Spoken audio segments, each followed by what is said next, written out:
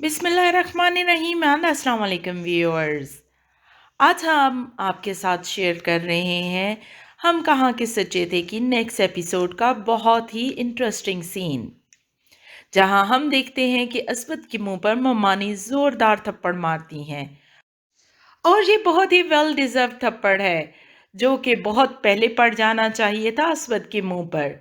आखिर अब तक मशल के फ़ोन को चेक क्यों नहीं किया गया, जबकि उसके फ़ोन का फ्रांसिक भी मस्त था।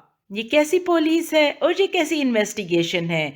इसमें ना तो घर के मुलाजमों से कोई इन्वेस्टिगेशन की गई, जबकि घर के एक एक शख्स की फर्दन फर्दन इन्वेस्टिगेशन होना चाहिए थी, जो कि नहीं की गई। और एक लड़का जो सैंडविच बना हुआ था दो लड़कियों के दरमियान, उससे भी किसी किस्म की कोई इन्वेस्टिगेशन इंटेरोगेशन नहीं की गई। ना ही मकतूला या मुलजिमा का फ़ोन या ईमेल रिकॉर्ड चेक किया गया।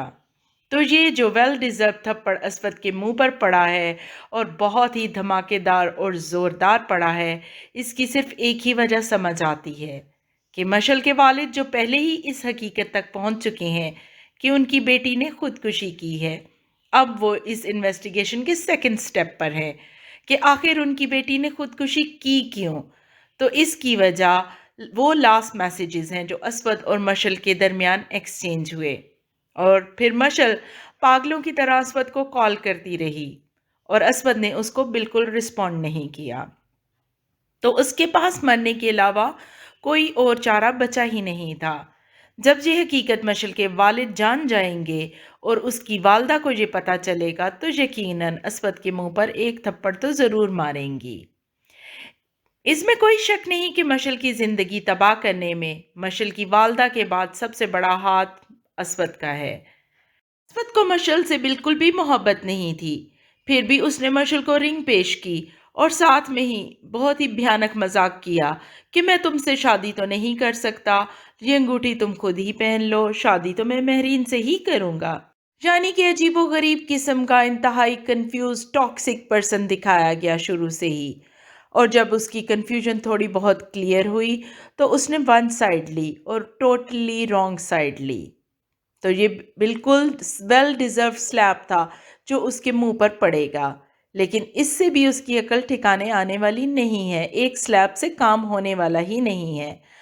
वो ये सारी फ्रस्ट्रेशन जाकर महरीन पर निकालेगा। जैसा कि आपने सुनी होगी भेड़िए और भेड़ की कहानी, कि भेड़िया भेड़ से कहता है कि तुमने पानी गंदा कर दिया है, अब मैं तुम्हें खा लूँगा। तो वो आगे से कहती है कि मैं तो पिछले साल पैदा ही नहीं हुई थी। तो भेड़िया उससे आगे से कहता है कि वो फिर तुम्हारा बाप होगा जिसने इस पानी को गंदा किया था। ऐसे ही इस ड्रामे में जो कुछ भी गलत हो रहा है, उसकी जिम्मेदार सिर्फ और सिर्फ महरीन ठहराई जाएगी। अब देखना यह है कि क्या इस थप्पड़ की वजह से नेक्स्ट एपिसोड हो जाएगी कुछ इंटरेस्टिंग। लग रहा है कि इन्वेस्टिगेशन एक नया रुख इख्तियार करेगी।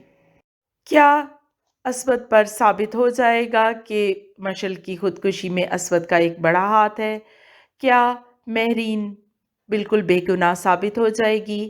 क्या शबो कुछ बोलेगी? क्या असवद को महरीन की डायरी मिल जाएगी? ये सब कैसे होगा, जानते हैं नेक्स्ट एपिसोड्स में।